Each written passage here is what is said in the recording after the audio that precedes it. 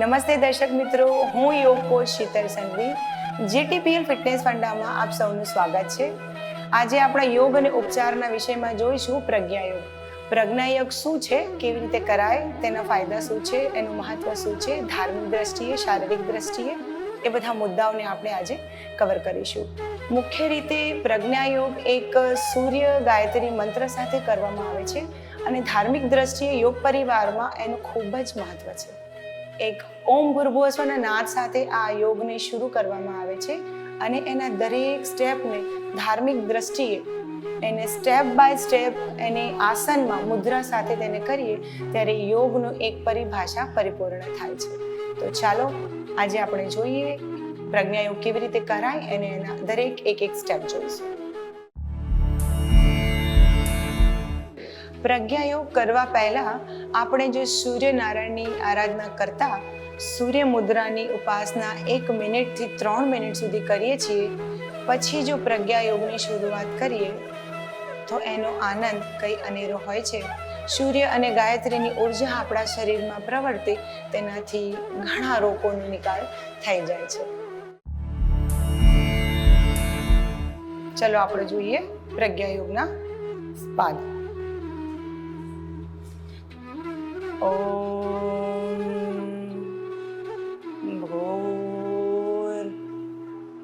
ભૂર્ભુવઃ સ્વઃ તસ્સ વિતુ વરેણ્યં ભર્ગો દેવસ્ય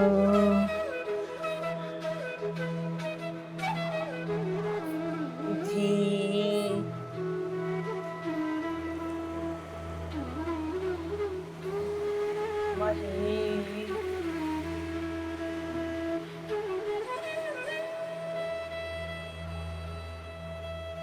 ધિયો यो नः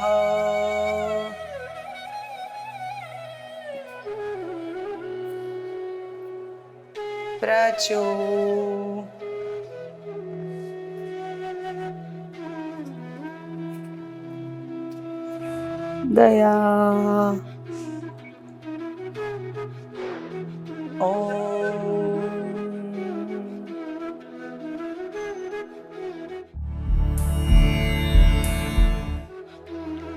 શ્વાસ અંદર, શ્વાસ બહાર, શ્વાસ અંદર, શ્વાસ બહાર, શ્વાસ અંદર, શ્વાસ બહાર, શ્વાસ અંદર, શ્વાસ બહાર, શ્વાસ અંદર, શ્વાસ બહાર, શ્વાસ અંદર,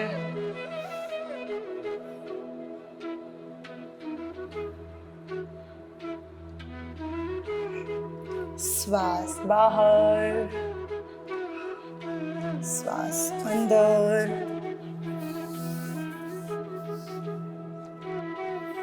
શ્વાસ બહાર,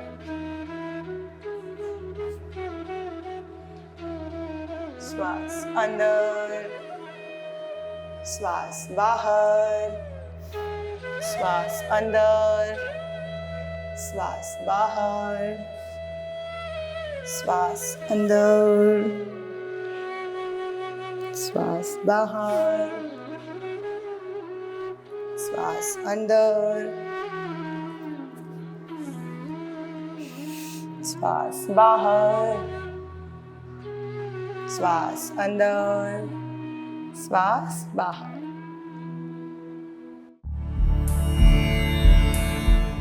પ્રજ્ઞાયોગ આપણે મંત્રોચ્ચાર સાથે જોયા. હવે એની ગતિ સાથે જોઈએ, ગતિ વધારવી કેવી રીતે અને એને આપણી ક્રિયામાં કેવી રીતે લાવીએ આવી જોઈએ. Inhale, exhale, inhale,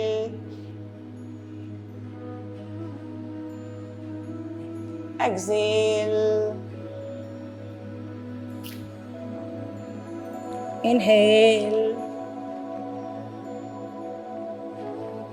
exhale, inhale, exhale, inhale,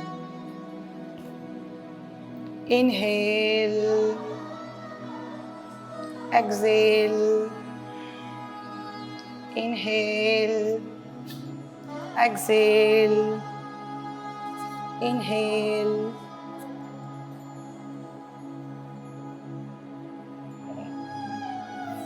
exhale, inhale, exhale,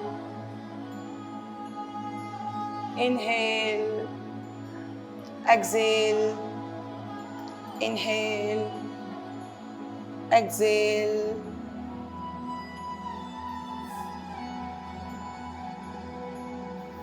inhale, exhale, inhale, exhale, inhale, exhale, inhale, exhale, inhale, exhale,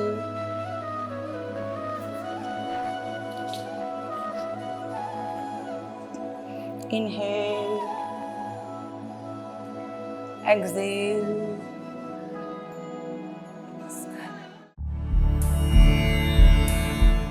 પ્રજ્ઞા યોગ વિશે આપણે જાણીએ તો પ્રજ્ઞા યોગ ગાયત્રી સૂર્ય મંત્ર સાથે સંકળાયેલો છે. ઓમ ભૂર્ભુવસ્વના નાદ સાથે આને કરવામાં આવે છે અને ગાયત્રી સૂર્ય મંત્ર છે એની સાથે કરીએ તો એનો ફાયદો અનેરો છે. આપણા અંગના દરેક જે ચક્રો છે, આપણા 8 ચક્રો, આપણા 8 ચક્રોને તેજ આપવા માટે સૂર્ય ગાયત્રી મંત્ર અને ઓમ ભૂર્ભુવસ્વ જે ગાયત્રી મંત્ર છે એ ખૂબ જ ફાયદાકારક છે. આ પ્રજ્ઞા યોગમાં જેટલા પણ પાદ આવે છે, 16 પાદ, આ 16 પાદનું અનેરું મહત્વ છે.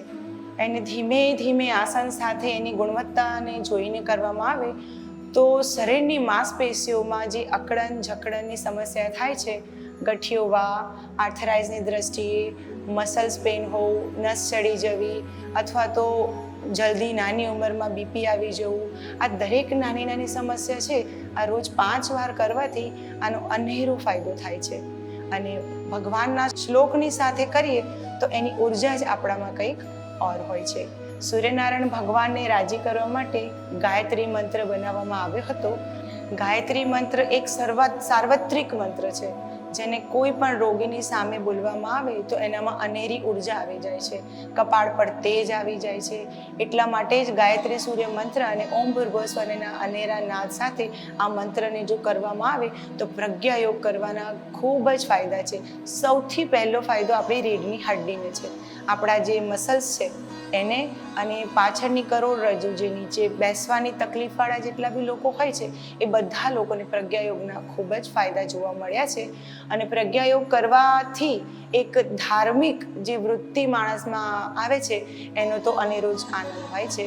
માટે પ્રજ્ઞા યોગ રોજ કરવા જોઈએ એના નિયમ અનુસાર, એવી આપ સર્વને પ્રાર્થના છે. આજે આપણે વિષ્ણુ નમસ્કાર કરીશું. વિષ્ણુ નમસ્કારના જે આસન છે એના 12 પાદ છે. નમસ્કાર આસનથી નમસ્કાર આસન, બધા જ આસનો આમ જોવા જઈએ તો એડવાન્સ પોઝના છે. એટલા માટે કોઈ પણ કરે તો એને ધ્યાનપૂર્વક, ખાતરીપૂર્વક કરીને જ કરે. આવો આપણે જોઈએ વિષ્ણુ નમસ્કાર આસન. પ્રથમ આસન છે મત્સ્યાસન. મત્સ્યાસનમાં સર્વપ્રથમ આપણે પદ્માસન વાળીશું.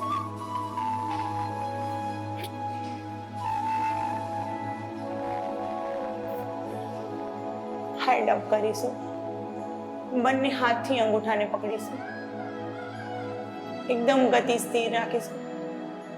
બંને કોણે જમીનને અડાડીશું. એકદમ સ્થિર. 10 સેકન્ડ, 20 સેકન્ડ, 30 સેકન્ડ સુધી હોલ્ડ કરી શકો છો. ધીરે રહીને માથું નીચે મૂકવાનું. પદ્માસન છોડીને પાદ હસ્તાસનની ગતિ કરવાની. ધીરે રહીને પગના સહારે ઊભું થવાનું. નોર્મલ સ્થિતિ. મત્સ્યાસન પછી આપણે જોઈશું કુર્માસન. કુર્માસનમાં બંને પગની ગતિ સાઈડમાં, ડાબી બાજુ ને જમણી બાજુ. બંને હાથ નીચે, બંને પગની દ્રષ્ટિએ. ફેસ સામે, માથું નીચે.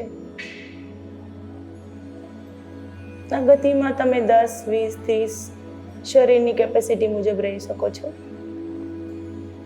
પાછા વળતા હાથ પ્રથમ, પલાઠી સ્થિર. પ્રથમ આપણે જોયું મત્સ્યાસન, મત્સ્યાવતાર. બીજામાં આપણે જોયું કુર્માસન, કુર્માવતાર. ત્રીજામાં આપણે જોઈશું ભલ્લાસન, વરાહાવતાર. કુર્માવતાર જોયા પછી આપણે જોઈશું ભલ્લુકાસન, વરાહાવતાર. ભલ્લાસન કરવા માટે બંને પગ વચ્ચે થોડું અંતર રાખીશું. બંને હાથ લોક કરીશું. માથું નીચે, પગ ઉપર, 5 આંગળીઓ ઉપર. જેટલું હોલ્ડ થાય તેટલું કરી શકો છો. ધીરે રહીને શાંત મુદ્રા સાથે. હવે આપણે જોઈશું સિંહાસન, નૃસિંહ અવતાર. સર્વપ્રથમ પદ્માસનમાં બેસીશું. પદ્માસનમાં બેસીને બંને પગ વચ્ચે જગ્યા રાખીશું. બંને પગની આંગળીઓ પાછળ ટચ, પૂરતું ગેપ. બંને હાથ ઊંધા. ચેસ્ટ, શોલ્ડર સામાન્ય ગતિમાં. અને જીહ્વાને બહાર કાઢતા આપણી જીહ્વા બહાર કાઢીને જોરથી સિંહનાદ કરીશું. આ સિંહનાદથી આપણી જે થાઇરોઇડ ગ્રંથિ છે એને પણ ખૂબ જ ફાયદો થાય છે.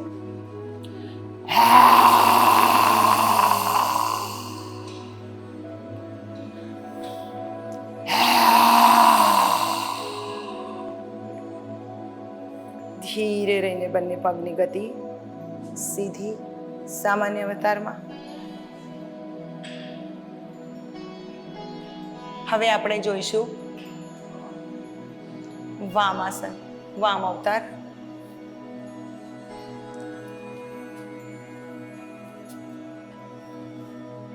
વામ અવતાર કૃષ્ણ ભગવાને ગઠિયા અવતાર કહેવાય છે. ગઠિયા અવતારમાં કૃષ્ણ ભગવાને વામ અવતાર લીધો હતો. જ્યારે માણસનું શરીર નાનું થઈ ગયું ત્યારે એને ગઠિયો કહેવામાં આવતો હતો. આ વામ અવતાર.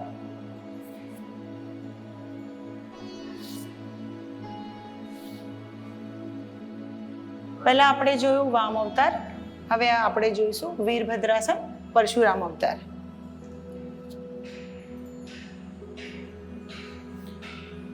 વોરિયર પોઝ જેને કહેવાય છે. બંને હાથ ઓકે ઓકે ડન. બંને પગની ગતિ, એક પગ આગળ, એક પગ પાછળ. એક પાછળવાળા પગનો પંજો સીધો, આગળવાળા પગનો પંજો સામેની સાઈડ. બંને હાથ પાછળ લોક. ધીમે રહીને મુદ્રા બનાવીને માથું જમીનને ટચ કરીશું. વીરભદ્રાસન, પરશુરામ અવતાર. ધીરે રહીને સ્ટોપ. હવે આપણે જોઈશું ધનુરાસન, રામ અવતાર.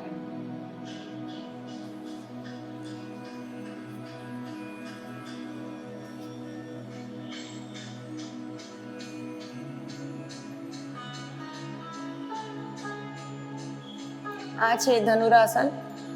રામ ભગવાનનું પ્રિય સાધન એટલે ધનુરાસન. આપણે જોયું રામ અવતાર, ધનુરાસન. હવે જોઈશું આપણે કૃષ્ણ અવતાર, બાલાસન. બાલાસનમાં ધીમે રહીને પીઠની બળ સૂઈ જઈશું. બંને પગ ઉપર, બંને પગ નાકને અડાડીશું. એક પગ ઉપર, એક પગ નીચે. આ છે બાલાસન.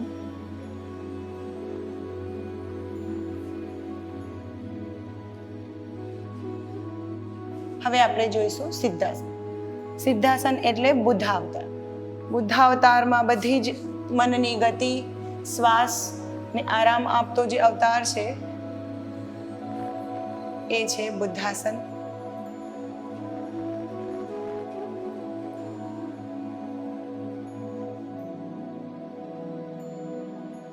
હવે આપણે જોઈશું સર્વાંગાસન, કલગી અવતાર.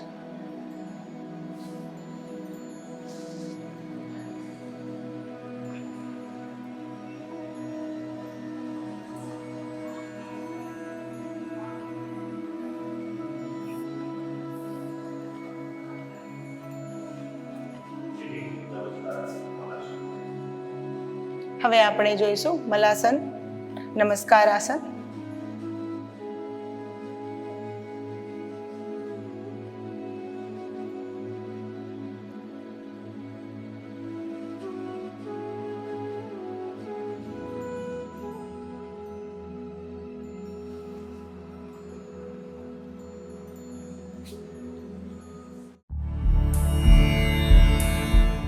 આપણે જોયા વિષ્ણુ અવતારના ભગવાન શ્રી કૃષ્ણના 10 અવતારના નામ, તેના આસન અને તેનું મહત્વ.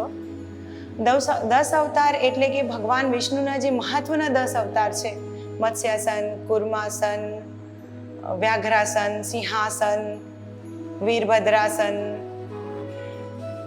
વરાહ અવતાર, નરસિંહ અવતાર, બૌદ્ધ અવતાર, રામ અવતાર, આ બધા અવતારને એક વિશેષ મહત્વ આપવામાં આવ્યું છે અને તેને આસન સાથે જોડવામાં આવ્યું છે. કેમ કે પ્રાણી એ માણસ, માણસ એ પ્રાણી એવું કહેવાય છે. પ્રાણીમાં દરેક મનુષ્ય ગતિ કરીને આવ્યું છે, એટલે આપણે મનુષ્ય છે એ દરેક પ્રાણીના જન્મમાંથી લઈને મનુષ્ય બન્યા છે. એટલે રામ અવતાર, વામન અવતાર અને શ્રી કૃષ્ણ અવતાર એ આપણા માટે સાર્થક થાય છે. આ 10 અવતાર એક પોતાનું વિશેષ મહત્વ બતાવે છે કે જ્યારે જ્યારે ધરતી ઉપર માણસને જરૂર પડી ત્યારે કૃષ્ણ ભગવાને કે આપણા દેવે અલગ અલગ રૂપ અવતાર ધરીને આપણને એક તારણહાર તરીકે મદદ જરૂર કરી છે. વિષ્ણુ અવતારમાં જે 10 પાદ આપેલા છે, અલગ અલગ આસન, તેનું મહત્વ જાણ્યા બાદ જો આપણે એને કરીએ તો એનો અનેરો આનંદ છે. દરેક સ્થાનને, દરેક સ્થિતિને, ગતિને ધીરે ધીરે કરવાથી જ એના ફાયદા થાય છે.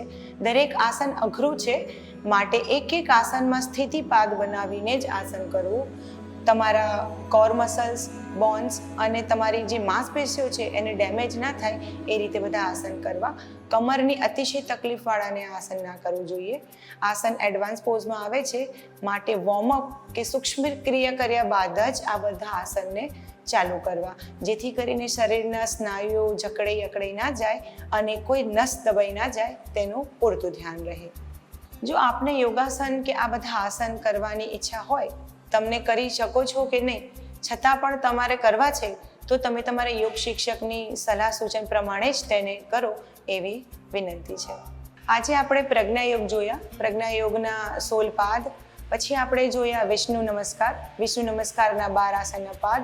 આ બંને આસનો અતિ મહત્વના છે ધાર્મિક અને શારીરિક દ્રષ્ટિએ. જો આપને આ કરવા હોય તો આપને યોગ શિક્ષકની સલાહ જરૂર લેજો. આશા રાખું છું કે આપને આ બંને આસન અને તેના નમસ્કાર અચૂક ગમ્યા હશે. ફરીવાર મળીશું આપણે ફિટનેસ ફંડામાં. સૌને નમસ્તે.